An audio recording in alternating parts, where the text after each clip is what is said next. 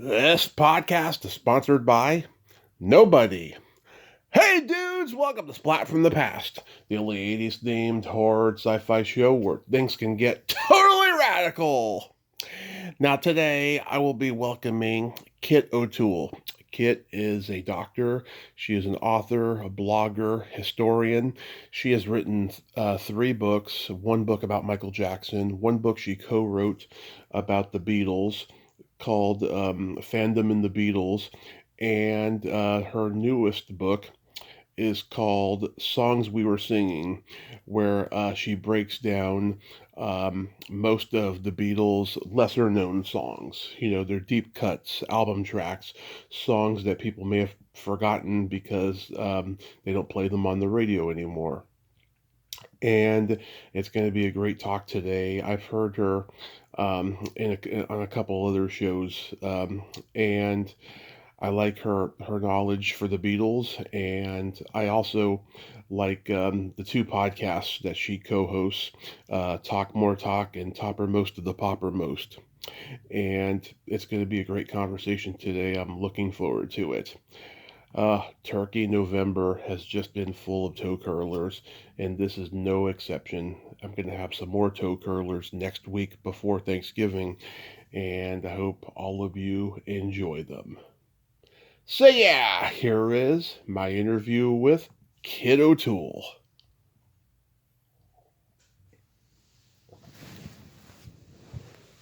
Hey, Kit, welcome to the show. How are you today? I'm doing great, Tommy. How are you? I am just fantastic. Thanks so much for coming on today. This is great. Oh, it's my pleasure. So, going back in time, let's start with your background. You are a doctor in instructional technology. That's right. Yep, I got my doctorate in that some years ago, and I know that doesn't seem to have anything to do with music, but I do so many presentations that that degree has really come in handy for you were designing those PowerPoints and online learning and that kind of stuff. Well, what exactly is instructional technology? Instructional technology is it. When I say it, a lot of people think, oh, automatically, oh, computers. But it's a bit more than that. Basically, it's as it sounds. It's using technology, whether it could be anything from computers to, even a whiteboard or something. Mm-hmm. But it's basically what is the best way to teach students using technology and reach as many learning styles as possible. And I wrote my dissertation on teaching writing online, and so it's interesting, and it's becoming an even bigger field now, of course, with the growth of like Zoom and teaching entirely online. Right, right. And when did you know that you could write? Oh gosh, I've been writing since I was a kid. I mean, I made up a newspaper for my house called News Teller Newspaper. I'll never forget it. And I would write little stories and about just stuff going on in the house. But what really made me think, okay, maybe I could actually do this for a living was senior year of high school.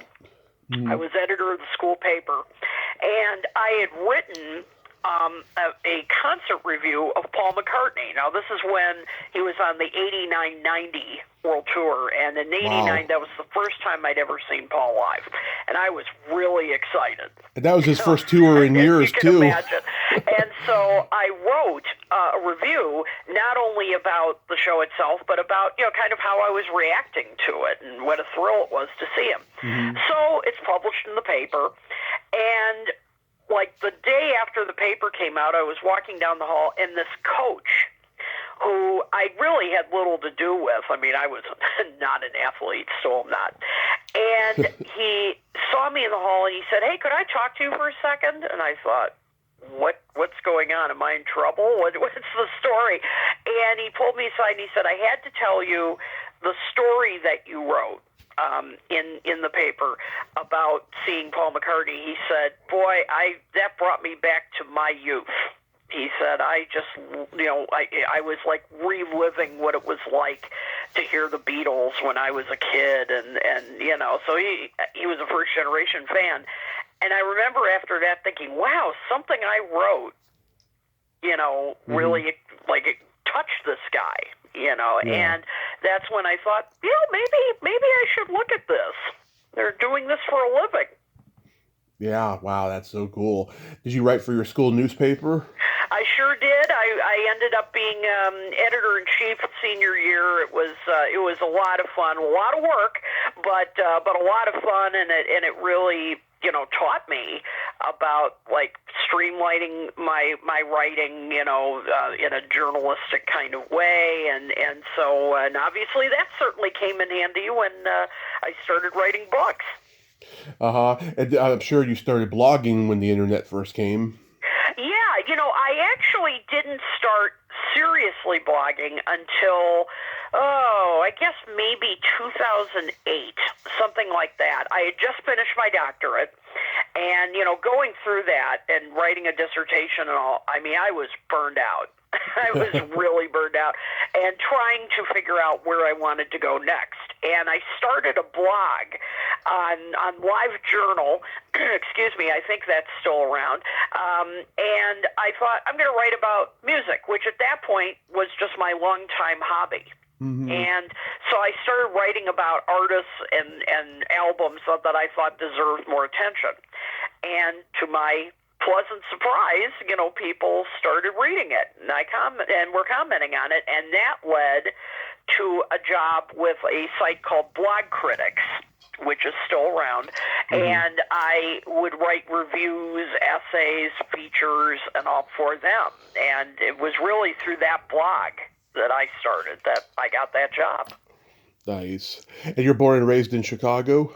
Absolutely, in the suburbs, but I've been to Chicago or downtown many times. Obviously, my parents are born and raised, so yeah, we're true Chicagoans. Yeah, my dad's dad, my grandfather, he's from Chicago, and my aunt and my first couple uncles were born there. My dad was the first one to be born in California, so. Wow. Oh, wow. So you've got some Chicago connections. A little bit there, yeah. I hope to finally go someday because I love deep dish pizza. Oh, well then you'll fit right in here. Yeah, just come in the summer. Yeah. When the weather is really nice.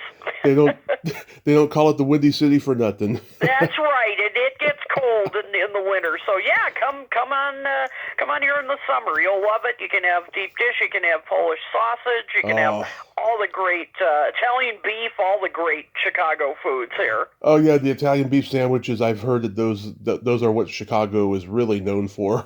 Oh, absolutely. I mean, that's the thing. Just have a lot of napkins handy. Yeah. Because, because a lot of people like their sandwich dipped in gravy, and it can get really messy, but it's worth it. Au jus, yeah.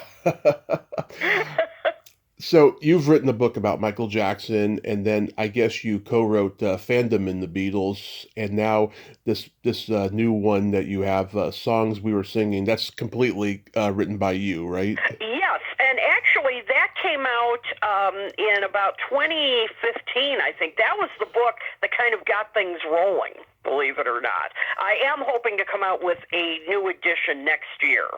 And with more stuff. But yeah, that's all me.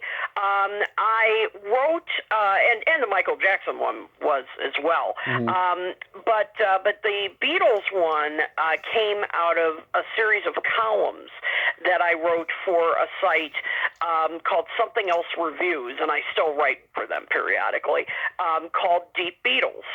And I wrote about, my passion was to write about songs that I felt were, underappreciated, kind of overlooked in favor of the big hits. And I wrote enough of them, and I've written some Beatles related articles for other sites too. And I thought, hey, I think I've got some material for a book here, and so that's what I did. And in fact, a number of the articles that are in that book are no longer available online, so you can only get them through Songs We Were Singing. But it was a real labor of love, and I just love talking about, songs the Beatles did that, as I said, deserve a lot more attention.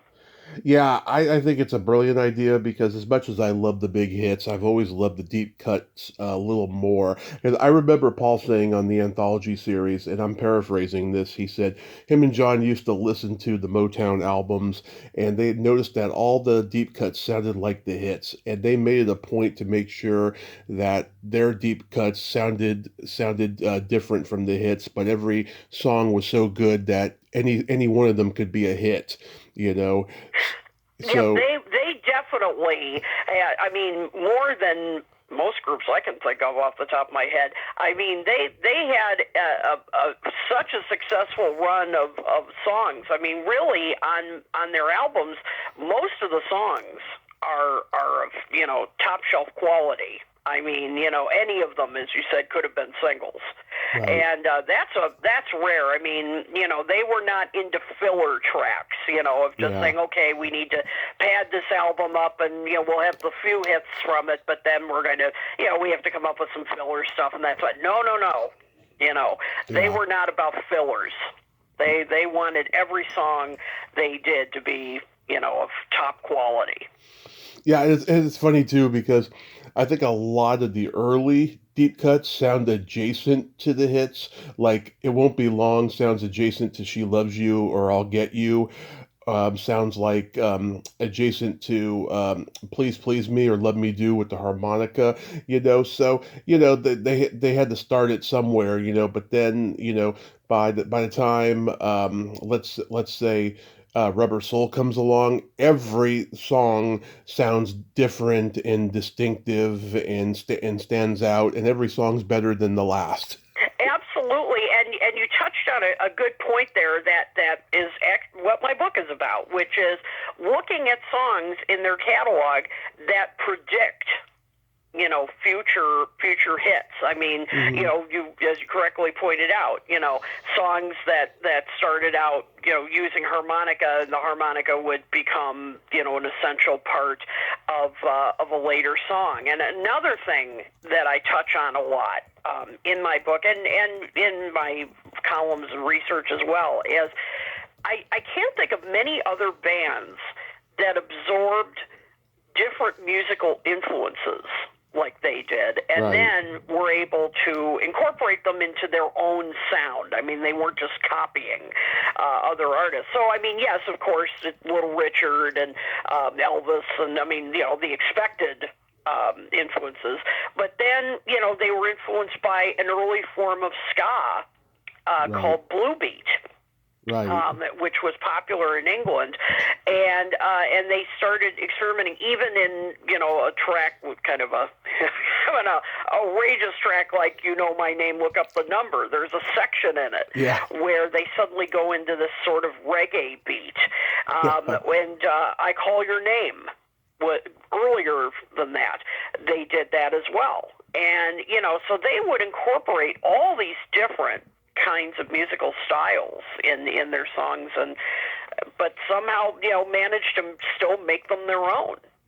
Yeah, and "Love Me Do" has always been called the closest to sounding like their early skiffle years. Yep, absolutely. You can definitely hear from that. I mean, and it's still incredibly catchy, but you really hear the very beginnings there and how they would develop as time went on. But yeah, absolutely. I mean, it's a more I hate to say simplistic arrangement, but I mean, it is compared to their later stuff. It's got some blues elements to it with the harmonica. As you said, it's got some skiffle rhythm. I mean, it's really shows all their early influences. Absolutely. What are some of your favorite lesser-known Beatles songs? Oh gosh, well, "I'll Be Back" is one of them that I just love. It has these just gorgeous harmonies that they were so good at, unusual chord changes, and just really sticks in the brain. I mean, I don't know why it wasn't released as a single. As you mentioned earlier, I mean, there's so many songs of theirs on albums so that you think, boy, that could have been a hit. Why wasn't that released as a single? Yeah. But I'll Be Back is one of them. And it also shows how they were growing at the time. The narrator's story of, this kind of tortured relationship that he's in, Yeah. I know if you break my heart, I'll go, but I'll be back again. Yeah. He keeps coming back for more, no matter what. And so that's one. If I Needed Someone Oh, I love it. is another one that I really like. I love the guitar. It's like the Birds. Yeah. Exactly. There's just such an unusual element there. The Word is another one that I like a lot. And it's an important song, and I've kind of been amazed that more people haven't commented on it because, I mean, they predicted the Summer of Love like 2 years before it actually happened. Yeah. Yeah. It's crazy. That's pretty good. And, and it really, it also is a turning point in that, when they're singing about love in this song, it isn't love me do, she loves you. This is like love with a capital L, love of each other, like a not just romantic love. And and they would explore that, of course, and All You Need Is Love and hits after that. But it really starts with The Word. Yeah. Each favorite song of mine from each member of the band is a deep cut. For Paul, it's Getting Better. For John, it's Cry Baby Cry.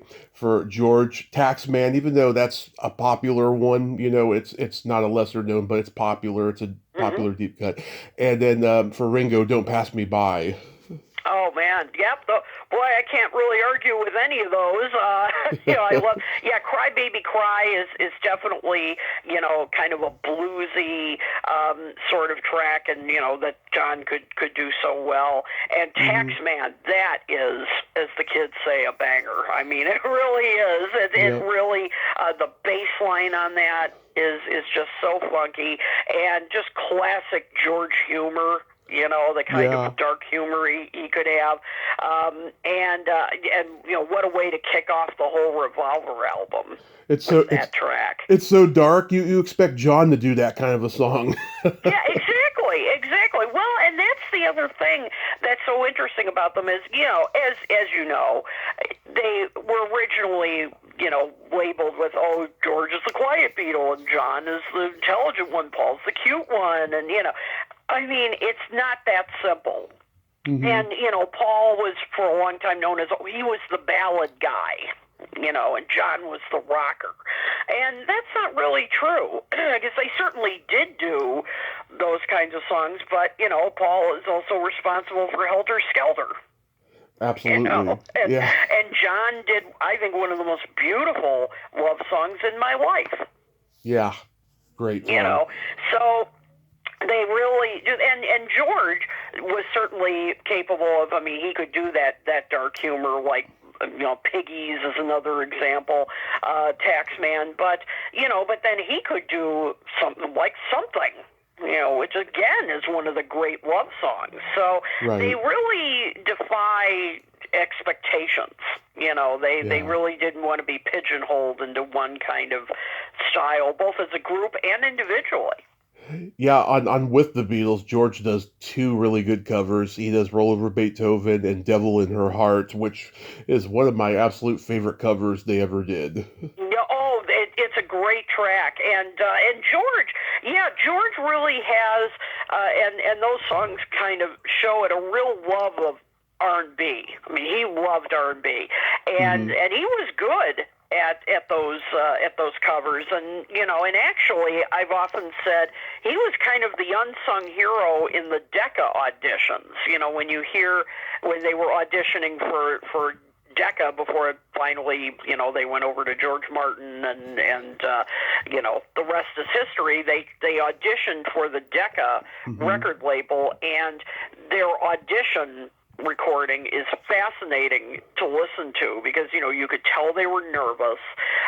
They were doing a lot of songs that they were doing in their stage shows at the time when they were playing in Hamburg and then at the Cavern But, and as I said, Paul sounds terrified in some of his recordings, but George really kind of steals the show in that time. I mean, doing some like coaster stuff, and he sounds the most confident of all of them in those recordings.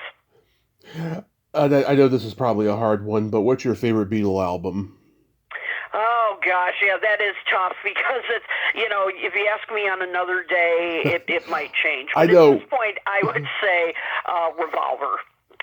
Revolver it was such a turning point for them creatively, and it's just got everything. I mean, you want Motown, got to get you into my life.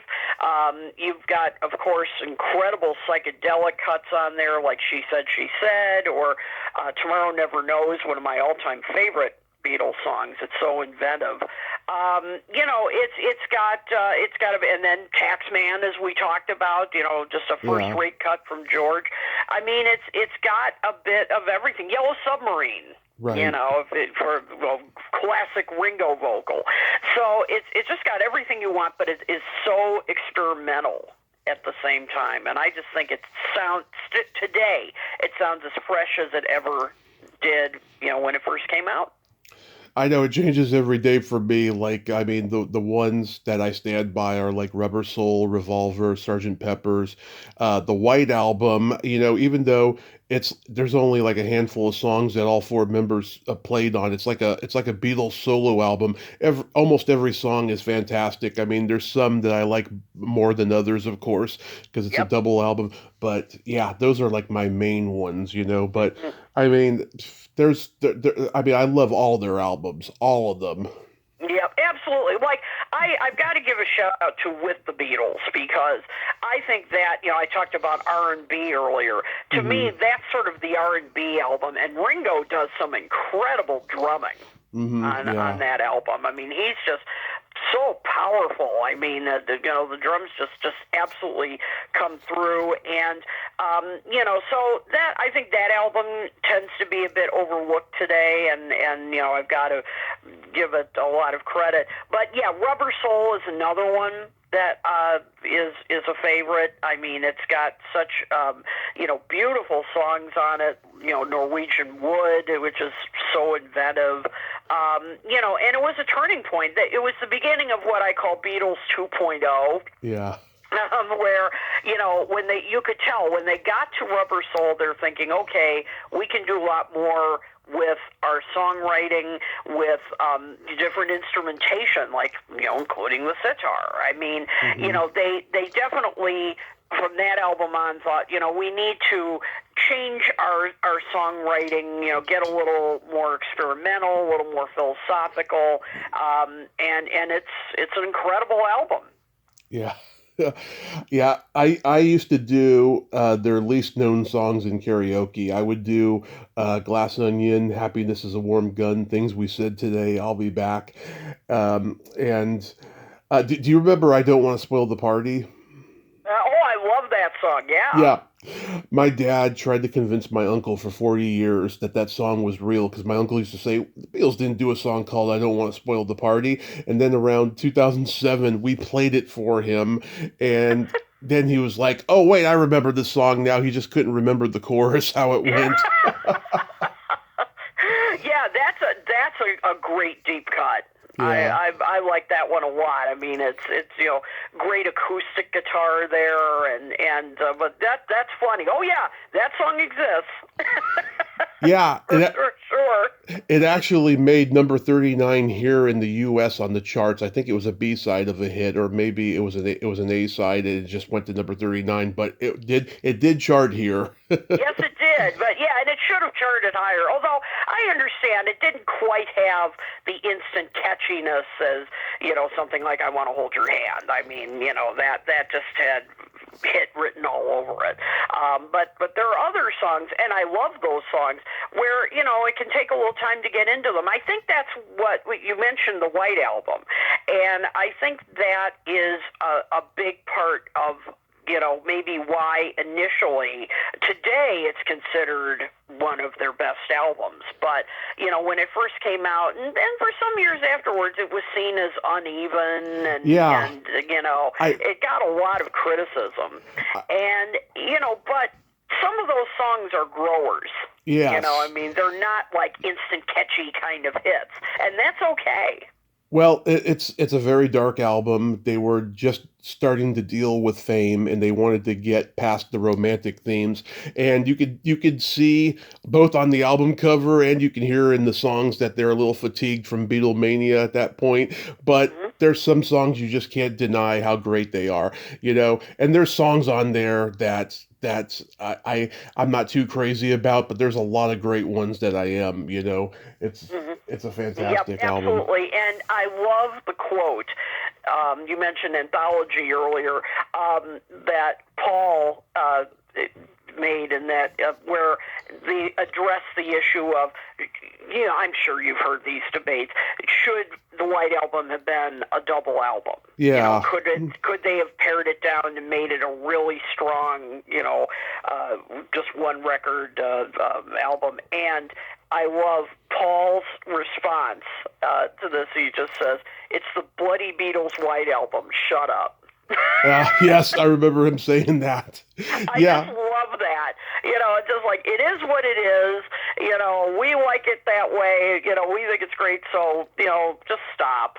It's the White Album. And it's true. It was an album, a very unique, distinctive album in the Beatles catalog, in that, as you said, they weren't entirely working together.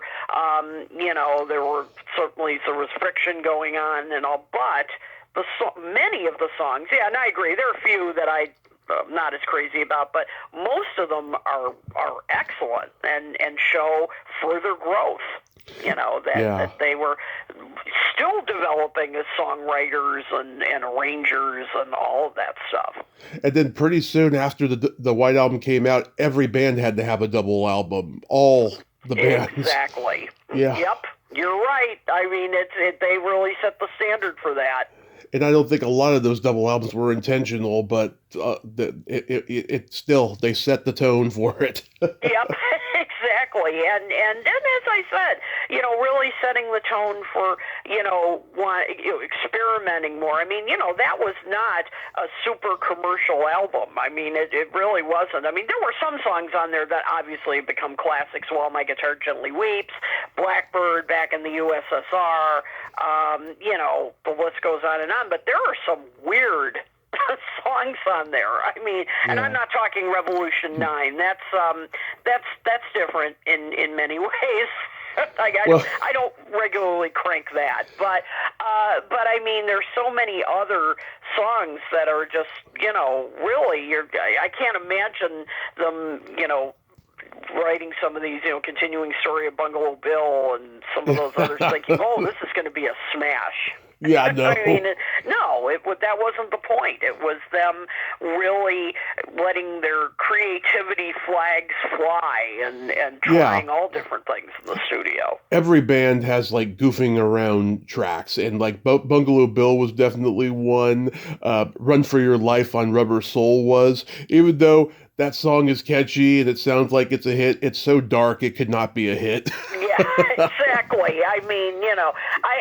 I love how they, would take chances. Even early on, like with something like Run for Your Life, which, some of the lyrics have not aged well, but I've always loved that John started out a song with the line, "I've got a chip on my shoulder that's bigger than my feet." Yeah. Come on. That's a great line to begin with, but to start, a quotes pop song like that, these, you're like, oh, he's angry. Yeah. So, it was certainly beyond the other songs they did, which are wonderful. I'm not putting them down, but the early songs, which were more straightforward love songs. Yeah, do you remember what line he contributed to with a little help from my friends? which John? Yeah. Which one was that? What do you see when you turn out the lights? I can't tell you, but I know it's mine. Yes, yes. Yeah, always had to get a little, little dirty joke in there. Yeah. Or, of course, sticking with that same album, Getting Better. I mean, that's the song that's always positioned as like the ultimate John Paul, contrast with Paul singing, it's getting better all the time. It couldn't get no John worse. saying couldn't get no worse. I mean, it's, great balance there. And that's another way they throw you a curveball, because Getting Better could have been just this upbeat, it's getting better all the time, things are going so well. And then you get that line, or there are other curious lines in there too, but John just with that, kind of deadpan, you couldn't get no worse. It's just, I mean, that's why the Beatles are just endlessly fascinating. Do you have any least favorite ones that you want to admit to? Let's see. Which ones could I? Well, obviously Revolution 9, but that's a simple one. Yeah. I'm not the biggest fan of Blue Jay Way. Is okay. It's not a song that I play regularly. A song that I did kind of come around on, though, was Long, Long, Long. Oh, yeah. I didn't care for that song for many years. And then, you remember when the box set came out of the White Album, and they remixed it. And when I heard that, I thought, oh, okay, I see what George was trying to do there. I mean, it just came out so much clearer, and you could really appreciate some of the, experimental kind of nature of the song in terms of, the arrangement and all. Yeah. And it's still admittedly not a song that I play regularly, but that remix really helped, change my mind a bit about it. Right. Yeah, I mean, like, I can't stand George's sitar songs. I fall asleep fast when they're on. It's just... Love You Too, though. Love You Too has some really good lyrics in there. I do like Within You, Without You. It's okay. I mean, I wouldn't shut it off, but Love You Too has some really good lines in it. Basically, live for the moment, which was kind of a common theme of his. Just these wonderful lines about, they'll screw you in the ground, and you don't, I don't have time for you to hang a sign on me. I'm paraphrasing here, but that's basically what it is. So, I'm not going to get, myself down with these things society, ways society can put you down and all. I'm doing my own thing, and life is short. So that I like. That's one of the few that I think, okay, this is interesting. On Rubber Soul, I'm not a big fan of I'm Looking Through You or Wait. I think Wait is, I don't know. Wait was supposed to be on Help, and they had many other better songs that they had, and then this was just a filler that they did for Rubber Soul. I don't know. It just, I think by that point they were tired. It just didn't have that much effort in it. I will defend I'm Looking Through You, because I do like that, because it was one of many songs that Paul wrote clearly about his relationship with his then girlfriend Jane Asher. Mm-hmm. They were going through some turmoil at the time, where basically, Jane was an actress, and she wanted to continue her career, and I don't think Paul exactly wanted her to do that. And so, she'd go off and be on, I think West End, Britain's equivalent of Broadway, and was doing movies and that kind of stuff, and so she'd be away from him, and he, didn't particularly care for that. And so, the song like I'm Looking Through You, I'm looking through you, where did you go? I thought I knew you. what did I know? You know, I mean, it's him saying, you know, I thought you were somebody else, and now you've left, and you know, and I mean, that's a whole other conversation about, you know, maybe some of the sexist attitudes that were going on there. But the main thing, though, is that, yeah, he wrote a number of songs about her. Some of them, like Here, There, and Everywhere. Oh, yeah, I love that song. Yeah, were gorgeous. I mean, beautiful love songs, you know. But then he wrote some stuff like that. Where you thought, oh, I don't think this relationship is the healthiest. Yeah, and of course her brother was Peter Asher, and he's, you know, he was a star in his own right at that time. Oh yeah, I mean Peter and Gordon, they had you know, World Without Love, which of course Paul wrote, and they had some beautiful songs at the time, and Peter's still out there performing. Yep. Yeah. When me and my dad listened to the White Album, we skip Revolution 9, and we kind of want to skip Revolution 1 because it's too slow. We love the fast version a lot better. I like the fast version a bit better too. I do like some of the doo-wop kind of vocals in the back. That's kind of interesting. And then, of course, they did a live version, semi-live version of Revolution for, I think it was David Frost. Yeah. And they combined the two songs in a way. I mean, they did the fast version, but then incorporated some of the doo-wop vocals from the slow version, which is, you know, kind of neat. As far as Revolution 9 goes, I appreciate the, you know, John, of course, you know, was being heavily influenced by Yoko's art at the time, and so they were, you know, creating this sort of sound collage, and it's an interesting experiment. I can appreciate it on that level, but and of course I know the other Beatles did not want that on the album. Yeah. I mean, you know, John insisted, and you know, and it does stick out like a sore thumb. It really does. But you know, I can appreciate what he was trying to do. But yeah, it's not exactly easy listening. Yeah, we'll put it that way. Now I'm going to read the book eventually, but is Old Brown Shoe mentioned? Yep, Old Brown Shoe. That's a great song.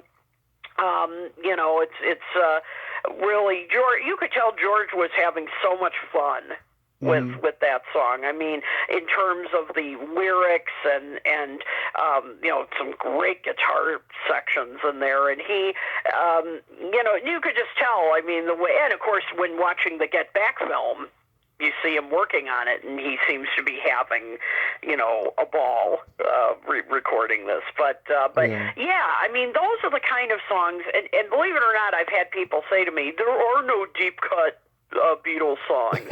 You know, that's just not really true, because, I mean, if you listen to the Beatles channel on Sirius XM, I mean, there are certain songs like Old Brown Shoe that you rarely hear on there. Yeah. I mean, you know, you tend to hear the hits a bit more, and, you know, I think these songs deserve as much attention.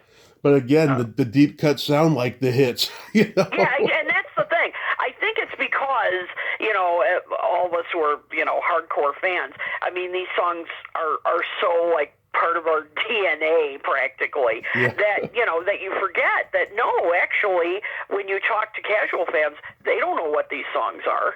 I know. You know, and so it's up to us. It's up to us to educate people. Say, yeah, you know, definitely, you know, listen to Hey Jude and Let It Be. You know, they're wonderful songs, but there's so much more than that. How long did it take to write the book? Well, it took, you know, it was sort of a number of years, because, as I said, some of the chapters were based on columns that I had written, and then there's material in there that's exclusive to the book. I did a chapter on what I feel are Ringo's top 10 drumming performances on Beatles records, and which was a lot of fun to do. And I'm not going to give it away. I'm going to, you know, let you see what the top, what my picks are. But yeah, it actually maybe 5 years something like that. Collecting all the material and then adding the new stuff, and it was, as I said, it was a labor of love to do. Did you see the Beatles on Ed Sullivan when you were a kid? Oh no, I am actually a second generation fan. Oh, okay. I was born in '72. Oh, okay. So, yep. So, unfortunately, I am so envious of people who got to see the Beatles on Ed Sullivan. I've seen it, of course. I've got the Yeah. DVD and all, and it's just amazing. But all the first generation fans that I've talked to, I mean, it just that moment on TV was life changing for so many people, not just musicians. I mean, musicians, obviously, a number of them have said, I decided to become, a musician after watching that. But other people, it was just experiencing something so new and exciting and different. And they, it was, as I said, it was really life-changing for so many people. Yeah, I've talked to Debbie Gendler a few times, and Yeah. the comedy team, Mitzi McCall and Charlie Brill, which is one of my favorite interviews ever.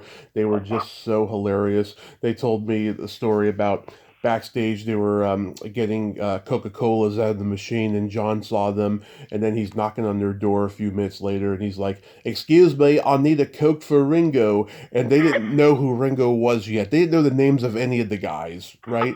And Mitzi, Oh man, that yeah. must. I'll have to listen to that interview. I bet Yeah. that's fascinating. Yeah, and Mitzi was like, "A Coke for Ringo? What's that? A Jewish holiday we don't know about?" Oh my gosh, and you just feel for them because I mean obviously the Beatles were the top attraction. I mean, I remember seeing and as I said, I've got the DVD, seeing the whole episode, and Ed Sullivan lecturing Yeah. the audience beforehand, saying, "Now we have other guests here tonight too, and you basically saying, behave yourselves. You've got to be nice to them too." And I just thought, oh, the other acts on there. Well, and of course, one of the other acts was the cast of Oliver And Davy Jones. Davy Jones. That's right. So I mean, how weird is that? Yeah. Oh, he got asked until the day he died, like, did you talk to the Beatles backstage, and stuff like that. He's like, yeah, they weren't really looking to Yeah. chat with me, but yeah, who knew that just a couple of years later, Yeah. Davy'd be on the charts too. Yeah. Yeah. I think I heard you say in one of the podcasts that you do is that I think you said you saw one of them live, one of the solo ones. I've actually seen the Beatles, the Monkees, twice. Uh-huh. I saw them in the '80s. I saw them in the '90s. Yeah, the '80s when they were like really, they had this big comeback, with the new songs, and MTV was playing their show and everything, and so but back then it was Mickey, Peter, and Davy that were touring. Then in I'd say, I don't know, 2014 or so, I saw Mike, Mickey, and Peter. By this time, Davy had passed.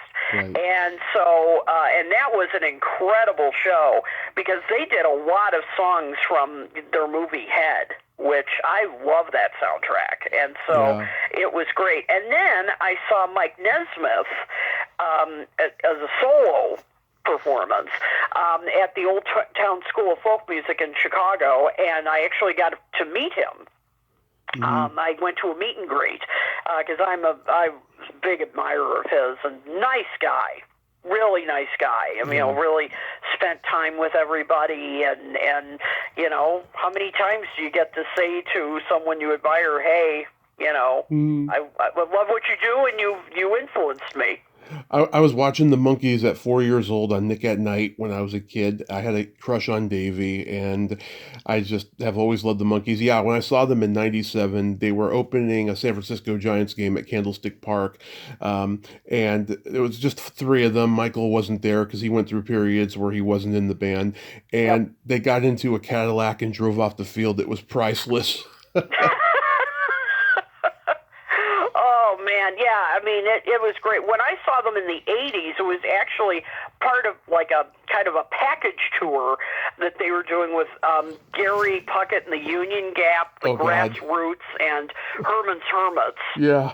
And that was a fun show. I mean, it really was. But looking back on that, yeah, it was kind of a little bit of a weird combo, but it was really it was fun. I was just so excited to see them because I'd been watching Monkees when they were being the shows were rerun on a local station here, and then, as I said, they then started to be shown on MTV, and they were big at that time, and then they had another resurgence in the 90s. You're right. Right. Yeah, and I got to interview Mickey's sister over the phone the night of their last gig on the 21 tour that they did, and Michael passed away a few weeks later. Oh yeah, that's right. Yeah, absolutely. They were. I bet that was. I'll have to listen to that one as well. I've got some listening to do here. Oh yeah. Oh yeah. They were in Missouri, I believe. I can't remember. And she was in the hotel room, and it was like an hour before showtime, and we talked, 35 minutes or something, and it was wonderful. She was a great lady, and of course, they got the 60th anniversary tour next year that Mickey's doing, and I guess his sister will be joining him on that tour as well. Oh, so. Nice. Oh, that's great. Yeah, it's just incredible to think that, Mickey's the last one. I mean, it's just amazing that, how things happened. But he's been doing I'm glad. I never got to see all four at once, and it sounds like you didn't either. And so, that's a shame. But, at least I got to see them a couple of times.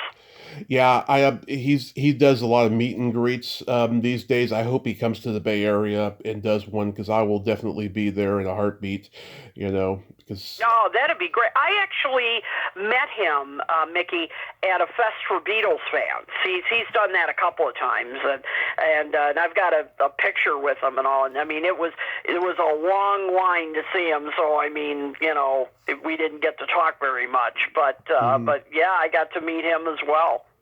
Yeah. My nephew got to see Ringo's All-Star Band a couple of years ago, and he said it was great. I looked at the set list. He did all his Ringo songs from the Beatles. He did a lot of the hits with, the superstars in his band. Steve Lukather was there, and they did Rosanna, and Edgar Winter was there. They did Frankenstein, and they even did a couple John and George songs as a tribute. Yep. It's a great show. I've said to people, you've got to see it, the Ringo and his All-Star Band at least once. I've seen them twice. I saw them once in the early 90s, I think, and Billy Preston was part of that tour, which was just amazing to see him. And John Entwistle from The Who, he was in that group too. That was, seeing a live version of Boris the Spider, I never thought I'd get to see that, and there it was. And then in 2018, I think it was, I saw, the All-Star Band, that lineup, and that was, Steve Lukather, who wrote the introduction to my Michael Jackson book, by the way. Nice. Great guy. Yeah. And Graham Gouldman from 10cc. Oh, the best. Greg Rowley from Santana. Colin Hay, Men at Work. I mean, it was, and some of them are still playing with them today from that tour. It's just so much fun because you get Ringo, obviously, but it's kind of like a jukebox, like a live jukebox, because then the other band members do the songs that made them famous, and it just is so much fun. I always said that to people. If you've got to go see Ringo and the All-Star Band at least once. I interviewed Doug Feiger from the Knack. I interviewed his sister, and she told me that him and Ringo were buddies, but for some reason Ringo never asked him to be in the All-Star Band, and it always bothered him. Oh, that's a shame, because, that would have been a good addition. Yeah. I mean, the Knack, their stuff would have, those songs would have fit in with the track listing, but who knows? Who knows the decision making that goes into that? But yeah, I mean, and I will say he hasn't changed his lineup that much in recent years. I mean, he used to change it up a lot. Oh yeah. And in recent years, not so much. And I wish he'd do a little bit more tinkering with it. Not that the people who are playing with him now aren't great. Yeah. I mean, they are. But, but I like that variety. Do you like the Beatles movies? Oh, yeah. I mean, obviously Hard Day's Night, Yes. The classic. Help is, and it, was kind of critically, panned at the time because they were apparently expecting Hard Day's Night Part 2. Yeah. But there are some, wonderful segments in there, and it really is an example of pop culture from that time, like pop art, that shows like, the Batman TV series would borrow from. Yeah.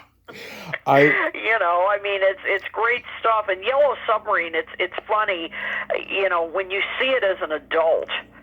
I mean, you just think this is one of the trippiest things I've ever seen. I mean, it's beautiful. It's beautifully done. But you just think, man, this is pretty out there in many ways. But it's still a great film. And then Let It Be, I didn't used to like Let It Be. But, because I thought, this is depressing and all. But ever since Get Back came out, and then they put out a restored version of Let It Be, which makes a huge difference. Because for years I was watching, crappy VHS copies that, just that was dark, and I mean, it was just terrible quality. So now, and I think history is looking at that period a little differently now. So it's not the depressing watch that it used to be. Oh, here's another one you could listen to. I interviewed one of the animators from Yellow Submarine, Gerald Potterton. He directed that adult animated movie Heavy Metal later on. Oh yeah, sure. Yeah, and like I tried like maybe 2 or 3 times to end the interview because he was 90 and I wanted to be respectful of his time, but he kept giving me good stories. He just kept cranking them out, and I think he knew that he was going to be passing away soon. He just wanted to get everything out. Oh, wow. Oh, my gosh. Yep, I will. Well, I've got some listening to do here because, I'd love to hear that. I mean, and of course, famously the Beatles were not happy with the voices. Their voices, and they are a little corny. Yeah. I will admit. I mean, the kind of overdone Liverpudlian accents and all. But it's, as I said, it's just so representative of the pop art movement of that time. I mean, Peter Max and that kind of stuff. I mean, Peter Max wasn't involved in the film, but definitely influenced it. I mean, you can tell. Yeah, Yellow Submarine was my introduction to the Beatles when I was 3. My brother watched it a lot. And at that time, this was like late 1986, the movie hadn't hit video yet. It did sometime in 87, but it was a rare thing. We taped it off of our local Fox affiliate and just watched it a lot.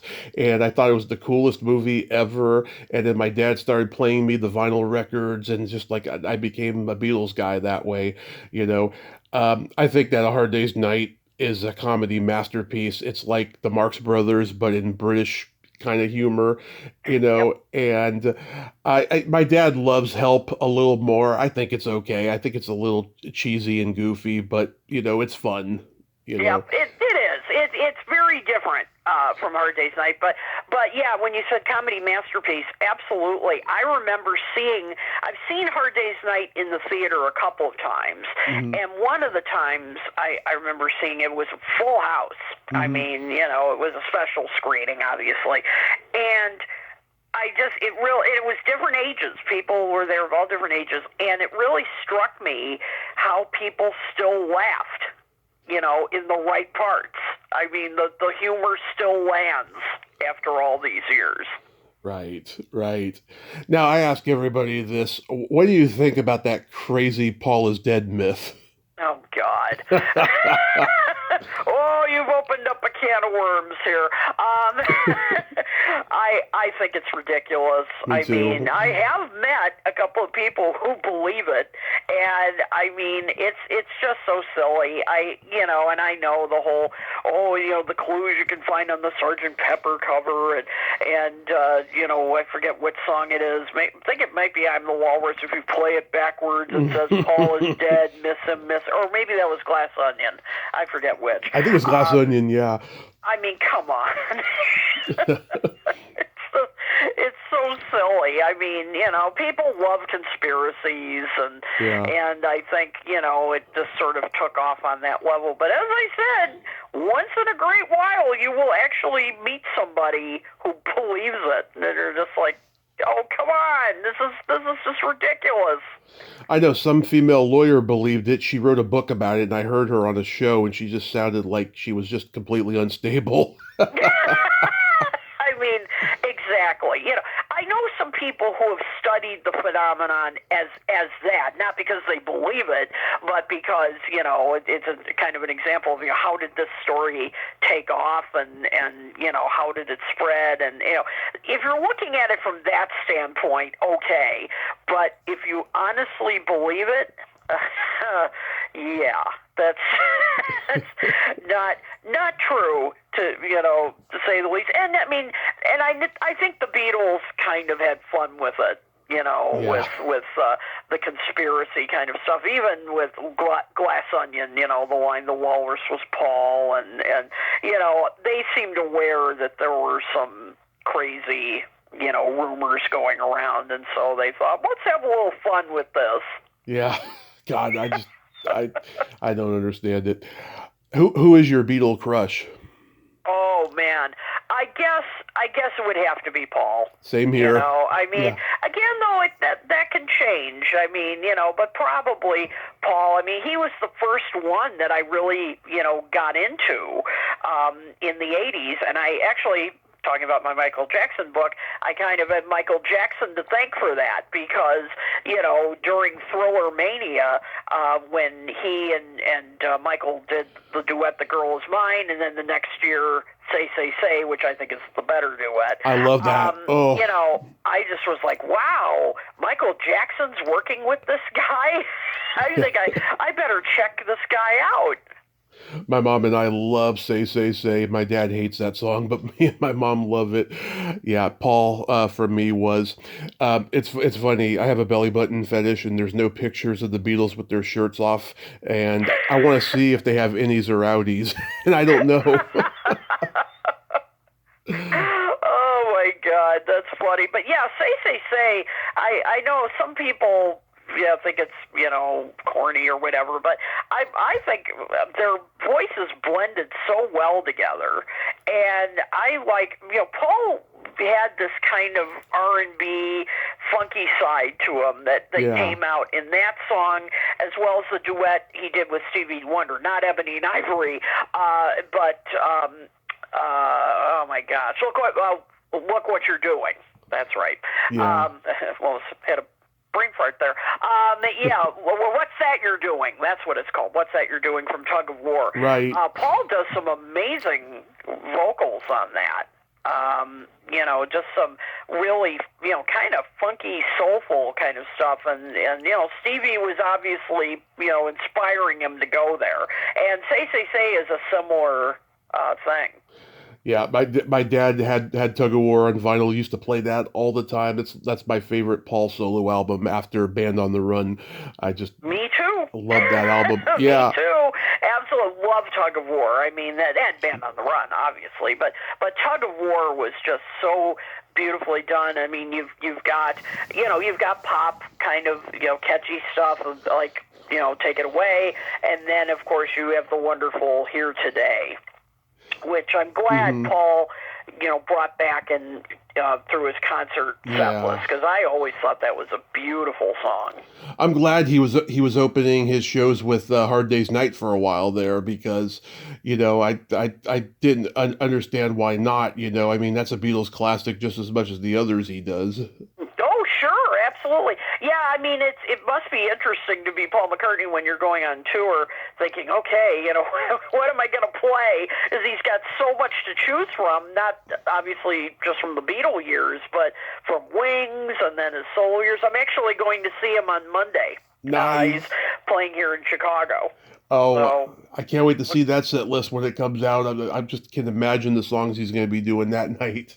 I know, and he's, he doesn't change very much from show to show, but he, sometimes he'll, like, halfway through the tour, drop out a couple of songs and put in new ones. And so, yeah, it's going to be interesting. I try not to look at set lists before I go to shows because I kind of like to be surprised.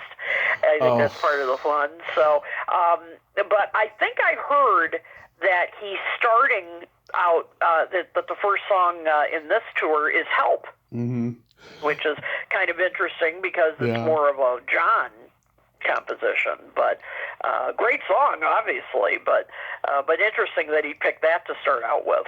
I have to look at set list before I go see a show because I'll tell you, about a decade ago, Carl Palmer from Emerson, Lake and Palmer was playing in the Bay Area, and I was thinking about going to see him. Thank God I looked at the set list. He wasn't doing any Emerson, Lake and Palmer, any Asia. He was doing like classical drum solos, and I was like, who the fuck wants to see that show?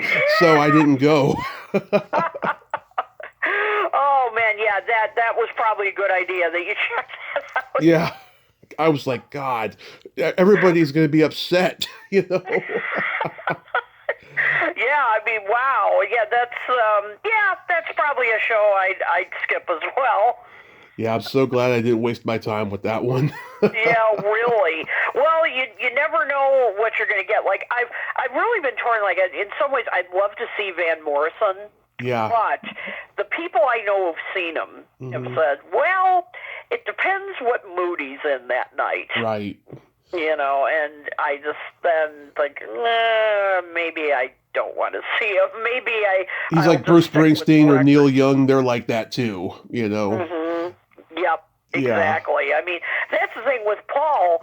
You're going to get a consistent show. I mean, Right. he really puts on a great concert. I mean, there's, as I said, talk about, a wonderful set list. And and it's just amazing. I mean, he's, in his 80s now and still doing like close to 3-hour shows, no opening act. I mean, what's his secret? This year's the 60th anniversary of Like a Rolling Stone, and Bob Dylan's not doing it in his shows.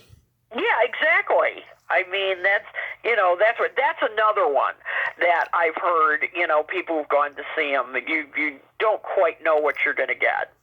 Right. It's another kind of like, depends what mood he's in that night. And I don't think he interacts much with the audience. And No. I mean, not that I need the artist to interact with the audience constantly, but, an acknowledgement is good. Yeah. Like, oh, there's an audience here. So you co-host a couple podcasts, Talk More Talk and Topper Board the Popper Most. I've listened to a couple episodes of each, and on Talk More Talk, you guys talk about the solo Beatles stuff, and on Topper More, it's like A sides and B sides of not just the Beatles but other British invasion bands. Yeah, with Toppermost the Poppermost, we decided to do a show where we would trace the history of the Beatles on the charts. But we thought instead of just reciting different the chart positions and all that stuff, let's not only look at them, but let's look at artists who were on the charts at the same time, who either had a direct connection to the Beatles or influenced them in some way. And it's a lot of work, it's a lot of research, but it's been so much fun to do because, we really, I feel like I've learned so much about the kinds of songs that were on the charts. I mean, you tend to only hear the hits, obviously. I mean, you're obviously going to be familiar with the Motown stuff, but then you get some really oddball kind of records. Like one was, I forget the name of the artist, but the song was The Crusher, and it was about a wrestler who was popular at the time.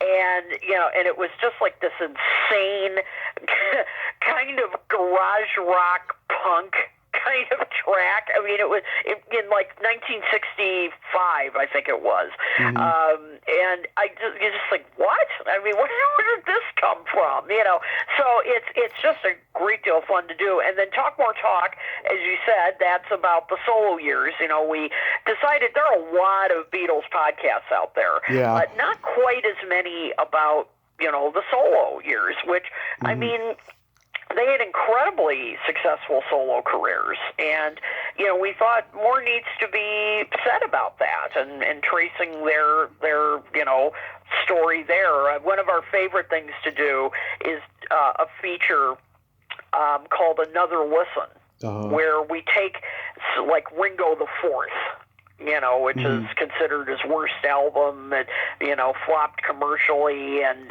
critically, and just what it says. Give it another listen. Did it deserve the negative response it got? Has it aged better, or do you listen to it and say, nope, I was right the first time? This is not good, and that's inspired a lot of conversation with our viewers too. I mean, they really love that, and will say, yeah, I like that album too, or no, I always thought that album was garbage. So it's a fun feature. I know there's a podcast I listen to sometimes called Disco Graffiti, where this guy breaks down like the Beach Boys discography. He had Carney Wilson do like a 3 or 4 parter and stuff. And it was like right after I interviewed her. I was just like impressed that she even wanted to talk about her dad's like catalog. It was so great. And he's had Graham Nash on there and lots of people who are like Beach Boy adjacent musicians or fans or whatever. It's amazing. I'll have to check that out. Yeah, I mean, that's the thing. It can really, studying the groups that were, and artists and all that were hot at the time, or at least on the charts at the same time as the Beatles, you really learn a lot. And, because certainly you talk about Graham Nash, I mean, the Hollies, it took them a while to find their sound. I mean, because we cover the UK charts as well as the US charts. And, you really hear them from their earliest singles, trying to find their way. And sometimes you can tell they're just imitating the Beatles. Right. As a lot of people did. And so, until they finally found, I think Look Through Any Window was probably the first song they did that was, really like, okay, this is their own sound. And they're really starting to find their way. But it took a while. Do you ever go to the Beatles festivals? Oh, yes. I've gone to Fest for Beatles fans for years. I started going probably when I was in college in the early 90s. And then I started appearing on panels there in about 2010, something like that, and then graduated to author when my Beatles book came out. And I go mainly to the one in Chicago, but starting in 2015, I started going to the one in New Jersey too. So I've been to that one. I've been to Beatles at the Ridge, which is a fascinating festival held in a small town called Walnut Ridge, Arkansas. Right. Yep, and that was fun to do. I've been to the Fab Four Fest in Charlotte, North Carolina, and then I recently was at a new fest. It's kind of a fest/conference that was created by Ken Womack, who I'm sure you've heard of. He's written many books on the Beatles, and this was on the Jersey Shore, and it was celebrating the 60th anniversary of Rubber Soul. And it was just fantastic. They had Max Weinberg as one of the main guests, drummer for Bruce Springsteen, and it was just a fun weekend. So, oh yes, I've been to some of those festivals. They're a lot of fun. Yeah, I hope to go to one someday. I know so many people that in the Beatles world that goes to them. Laurie Jacobson is a dear friend of mine. Oh, sure, yeah. Laurie Kay, who came back on yesterday. Miss Odell. Do you know Candy Leonard? I sure do. Yeah, absolutely. I had her on, I think, a year or two ago. She's a force of nature, that woman. She really is, and her book Beatleness is excellent. Oh yeah. It really is. I mean, taking kind of a sociological, since that's what she teaches, perspective on the Beatles and fandom, and I mean that's a great book. And she's I like that force of nature. She definitely is, and just a great person. Great person, absolutely. So, do you have any upcoming things? Are you going to write another book? Yes, yes, I'm going to, as I mentioned, I'm debating right now to either come out with a revised version of songs we're singing or volume 2, like, splitting them up, because I've got more that I want to include. So I'm working on that. I'm working on a collection of articles I've written about R&B. That's my other great love. I'm also I teach a class through Monmouth University, which Ken Womack is a part of. And I've taught on all different kinds of music. I'm going to be teaching part 2 of the history of disco. And that'll be starting in mid-December. And then in January, I'm starting a class on 60s girl groups. So that'll be fun. I love it. I love the girl groups of the 60s, and I don't think they get written about enough. That's so awesome. Mm-hmm. A number of my students actually suggested this, and I thought, you're right. Look how much they influenced the Beatles. A lot of their early albums had girl group covers on them, and they were, obviously big. For a period of time, and very influential. So yeah, I'm really looking forward to that. So I'm teaching that class. I also take part in, Ken Womack and I have a series called Classic for a Reason, where we'll be back in January, where we take albums like classic albums, Pet Sounds, albums like that, and really deconstruct them to find out what makes them classic. And there have been cases like Pet Sounds where Ken is not as big a fan of the album as I am. And right. We're going to be doing in the future Pink Floyd's Dark Side of the Moon, and he's a bigger fan of that album than I am. And so the roles will be reversed. And so it's in that case, one of us says to the other, okay, convince me, why is this a classic? I'm a big fan of Dark Side of the Moon. I say the best progressive rock albums of the 70s are that, Genesis, The Lamb Lies Down on Broadway, yeah. and Yes is Fragile. Those are like the 3 quintessential prog rock albums of the 70s, I feel. Yep, absolutely. And I'm just not as big a fan of prog rock, but I like The Wall. Yeah. I do like that a lot. But yeah, so that's going to be an interesting show, Dark Side of the Moon, and that's coming in January. And then we also co-host, I appear on there periodically. Ken does this every month. It's called Tuesday Night Record Club, which is, as he puts it, it's like a book club, but with albums, where it's kind of a similar thing about, discussing albums that are considered classics, new and old, and we're going to be doing Rubber Soul, and I think it's December 2nd. Nice. And it's absolutely free. You can sign up for that. It's on Zoom, and it's a lot of fun. Nice. I saw Roger Waters do The Wall live in 2012, and it was fantastic.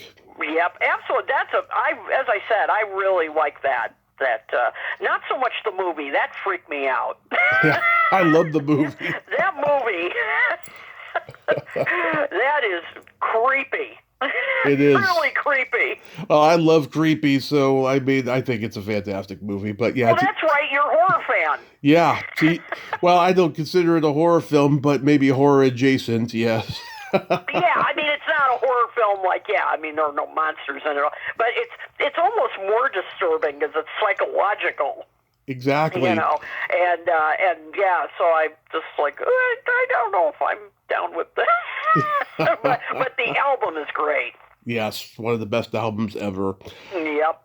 So real quick, we got to play my secret silly game. This is a series of silly slumber party questions. It's no win or lose, just pure fun. And how the game works, kid, is I ask you the question, you answer it, and then you ask me that exact same question, and I answer it.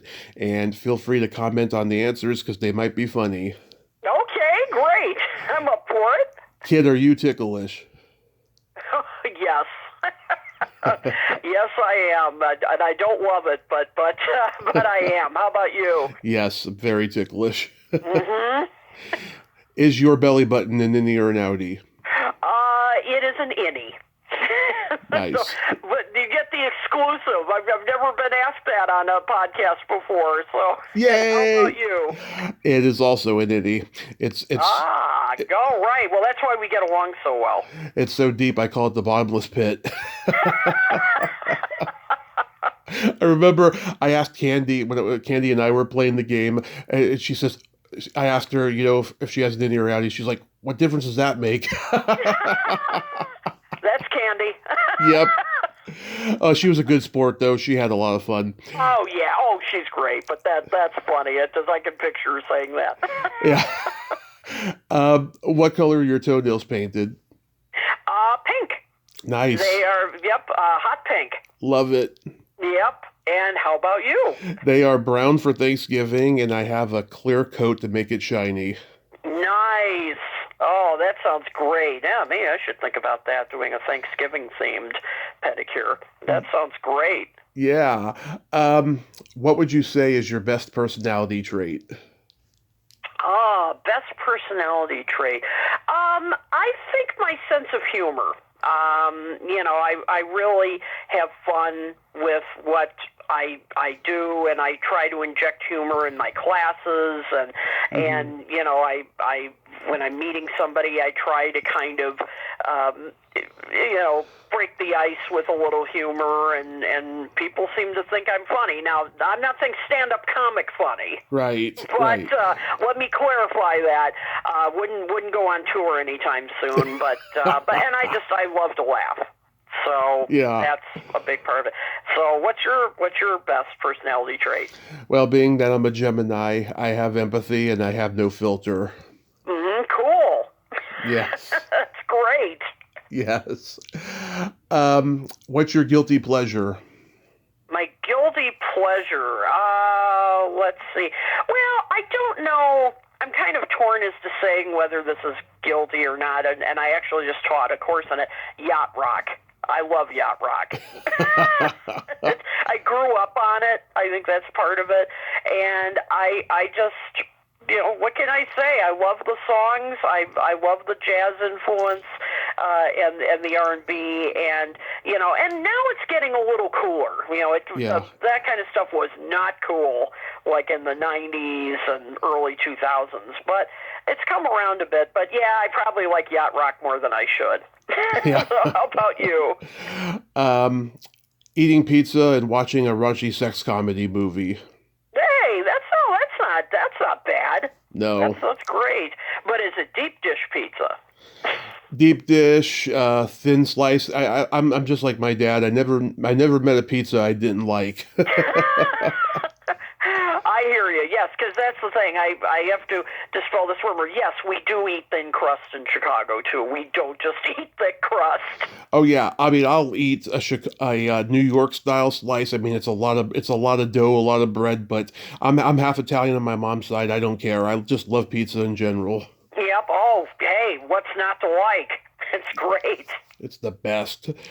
If you could have anything named after you, what would it be? Oh my gosh, boy, that is tough. I guess it would be some kind of music museum. Because I've wanted to try to work on getting more museums related to music, in Chicago, because we have such a rich music history, and I don't think we take advantage of it. So if that ever happened, if it was a Chicago Music Museum or something, I wouldn't object if at least some of it, or even a wing or something, was named after me. That'd be a great legacy. So how about you? Oh, get ready for this. A vibrator.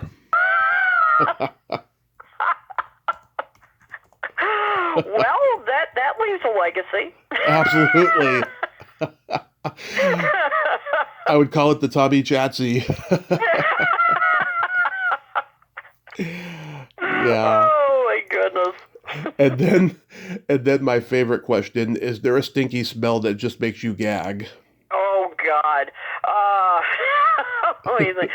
I guess it would have to be poop. Yeah. It is poop. That just makes me absolutely gag.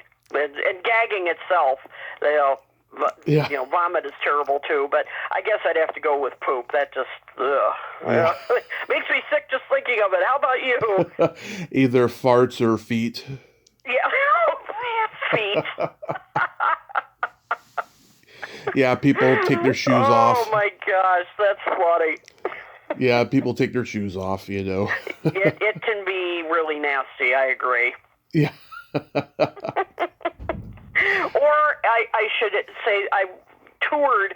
I went to England in 2000, and yes, I did the Liverpool tour as well. But I remember being in Bath, England, and for a half-day tour, and the tour guide was not happy because it was raining. I mean, it was pouring rain. And at one point, as we were walking down the street, she sniffed the air and said, "Ooh, smells a bit manky." Yeah. So I'm like, I like that, manky. Manky. I never heard that. Feet are definitely manky. I never heard that term before. I know, isn't that great? I Yeah. love that. Smells a bit manky. And she said that like we should all know what that means. And we're just like, I don't know, but it sounds great. When my dad took me to see The Full Monty when I was in high school, I learned so many British terms from watching that movie.